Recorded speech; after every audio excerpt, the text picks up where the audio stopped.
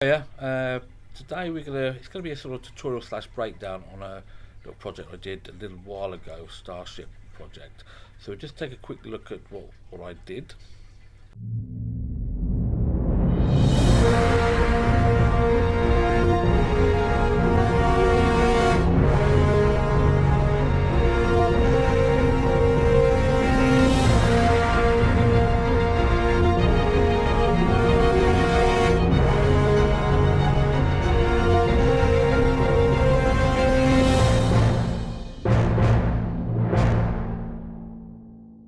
Okay, and we're gonna be looking at the first part of it because basically it's the same animation with just three different camera angles. Right, so we have the Element 3D layer, and I'm just gonna go into scene setup. My computer today wants to be slow. Okay, so when you load the model in, you may have to relink your textures, your diffuse, your glossy reflectivity, and normal bump. I've done nothing else to them. This model is from Production Crate Space Warship. Okay, and the next thing is I then did in the group one created a group null and named it ship, and we have literally a simple position keyframes, two position keyframes, one there and one towards the end there, so nothing amazing there. And we've also got a camera. I did using a 50mm camera. Again, just a simple point of interest and position keyframes on those. Okay, so more so what I tend to like to do when I'm working with things like this is using it in using it third, and also just keeping it in element. I tend to keep it to a preview just early on. The other thing I forgot to mention is that with your models or whatever models you bring in, you always want to make sure that you optimize. Click on that. If you click on the model and you scroll down to it and click optimize mesh, that just helps get rid of any vertices that it doesn't really need and helps things move a lot smoother. Okay, so here we are, and the first thing we're gonna do is to create the engine lights. So here we have, I've got light A for here and light B for here. Basically they're 2-point lights, no intensity, no shadows, no nothing. Just switch both of those on. And then we've got flare A and flare B, and this is optical flares, and you can see it's set to track lights. This one's set to track B light, and this one here is set to track A light. I've disabled all the use lights intensity from the flare. I like to adjust it from up here myself. And if you just go into one of them, it's literally just a basic flare. If I was to clear all, I'm just using just a basic flare. Change the colour to whatever colour you want to use, and that's basically it. Okay, right, so first of all we've got to generate a position for the engines. So first off we go into Element 3D, and we go to Utilities and click on Generate a 3D position from a 2D, and we're going to click on one of the engines there.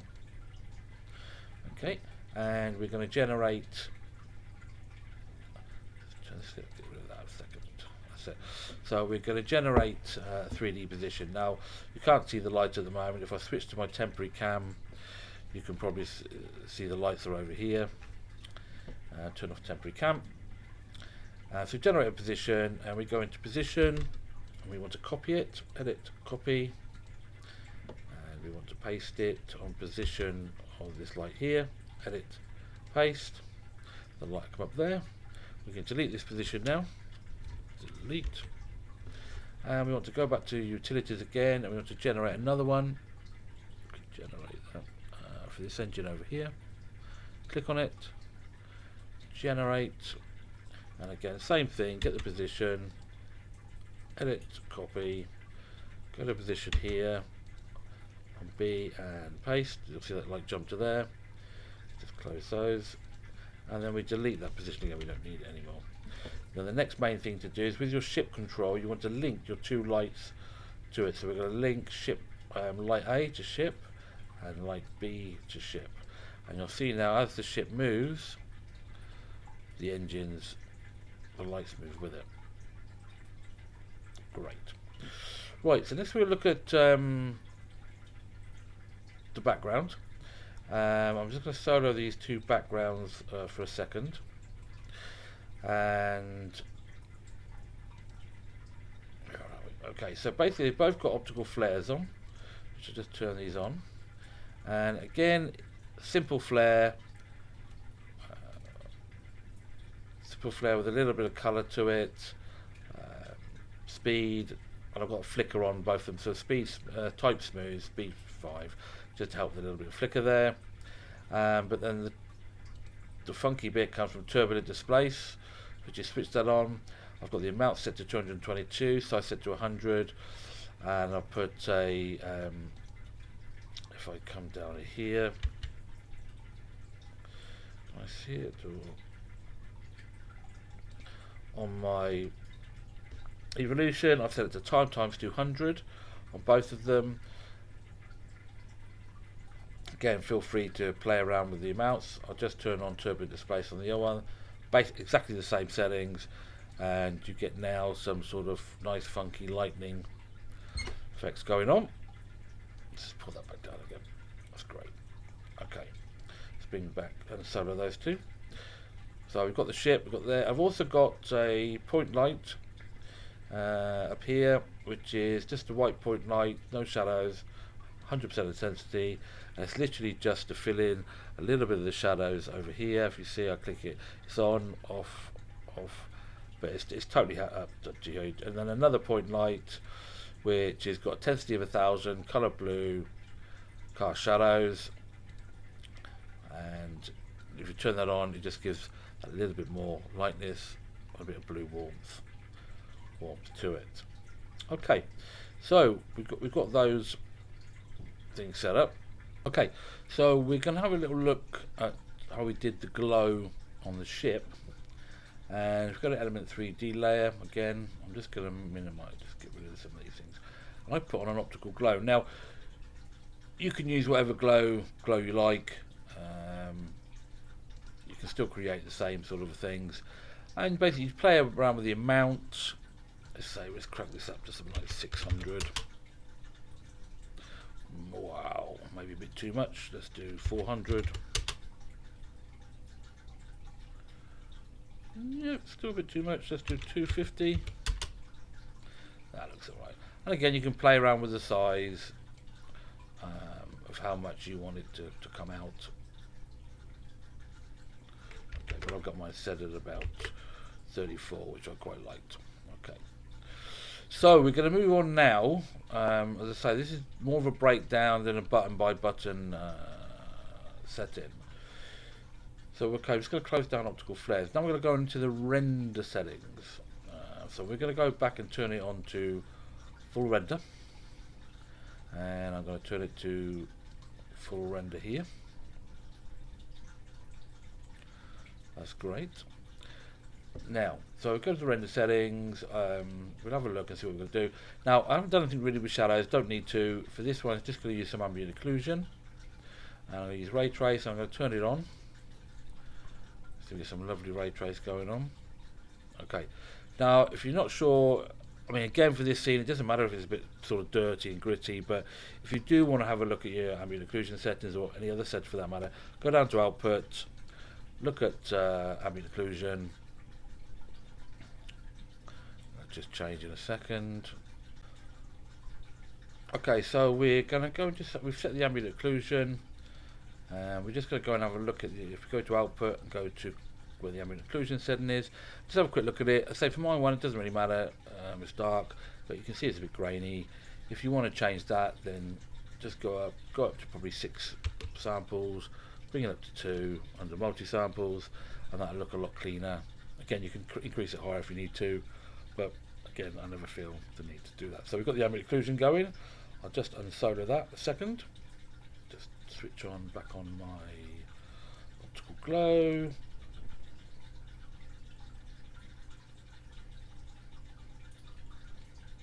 And go back to composite. Okay, so we've got the ambient occlusion on, and everything looks cool. Well, you've got the settings down here for your multi-sampling for the model. We're not getting that close. Again, I don't see the need to increase samples here. It just increases render time for no real benefit really. Motion blur, we just stick with the comp settings. There's not a lot of movement in there, but we'll switch it on up here as well, and we've got it switched on for the two flare layers over here. What I just want to do is just separate the ship a little bit more. I'm just going to add effects.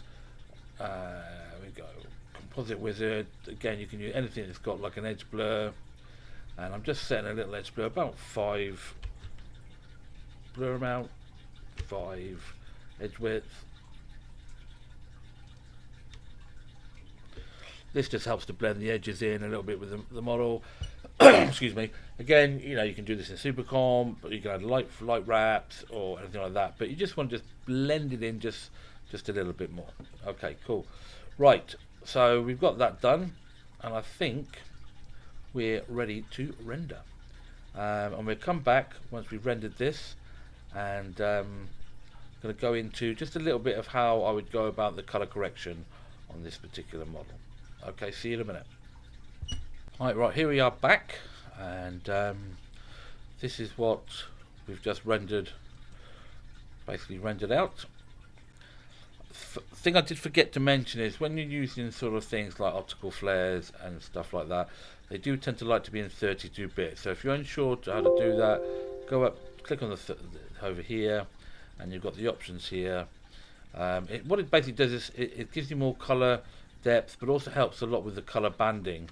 Yes, we can add a little bit of noise to that to break that up as well, but starting off in 32-bit does really help. Okay, so we've got this, and so here we are with the ship render. I've only rendered out 6 seconds of it, so I'm just going to cut the comp down to here, trim comp to work area. Okay, there we are. Right, first thing I always add is I like to add my little aspect ratio bars. Now, many ways of doing this.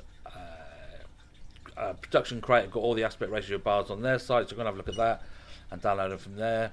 I mean, I'm using just at the moment because it's installed, is just letterboxing, where you can set up different formats. But as I said, there's many ways of doing it. Okay, so the first thing I'll do that. And the next thing, again, color correction. People look at things lots of different ways. There's no right or wrong way in my opinion. I tend to like to use the Magic Bullet suite a lot. I find it's easier to use, it's intuitive. So the first thing I tend to go with is Colorista, just to see if my shadows, highlights, midtones are hitting the right mark. So I'm just going to guided color, click on this video, and here with all the black levels, just going to shift them until they're basically on the right mark. Bring the highlights down so they're not blown out. Bring the midtones up. I mean, there are some times when you want flat scenes, but for this one it looks slightly more dynamic. And the saturation, I never tend to go much out of this little circle here, to be honest. I tend to find this gets oversaturated. Okay, so that's fine. So we've got that, got a little more dynamics to it. I've also added just a little bit of, where are we? There's a little bit of vignette. Just to so it focuses on the central model. It would help if I turn the switch on and we see the dynamics of it. So on, that's off, and that's on. Again, this gives it a little bit more dynamics to the shot. Again, if it's too much, you can adjust the opacity. But for me, I like that. The next one is I tend to add, again by Magic Bullet, a little bit of renoiser. I tend to use a more than 35mm quite a lot of the times, just to add some grain amount. It helps to blend in digital backgrounds, digital objects with backgrounds and so forth. Again, you can just add noise and grain, no problem at all. Just switch that on. The next one, I've just gone for a little bit of mojo, again by Magic Bullet. I've just gone for flat and just sort of played around with the strengths. I didn't want it too much, but just about, where was I? About 15% maybe just a little bit more. Let me go for 22%. Finally, well, not finally, I've got a little bit of a curves adjustment to, again, which is basically a basic S curve to create more depth in the shadows, midtones and highlights. And again, you can might just add a layer, new adjustment layer, and I'm going to add effect, blur and sharpen. Again, there are many blur and sharpens there. I don't think it really matters which one you use. Just going to let that load up.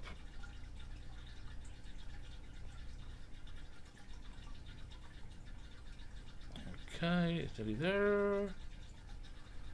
That's great, obviously way over sharpened, but I'm just literally going to go to the opacity of this layer and just drop it down to something that I think is about, it's quite nice, 39%.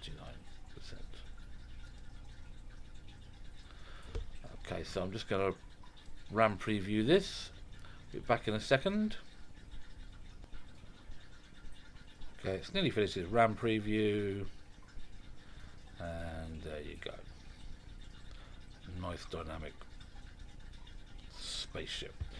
And basically what I would do now is I'd render this out as a movie file, take it into Adobe Premiere, where I would do my sound and music and everything like that.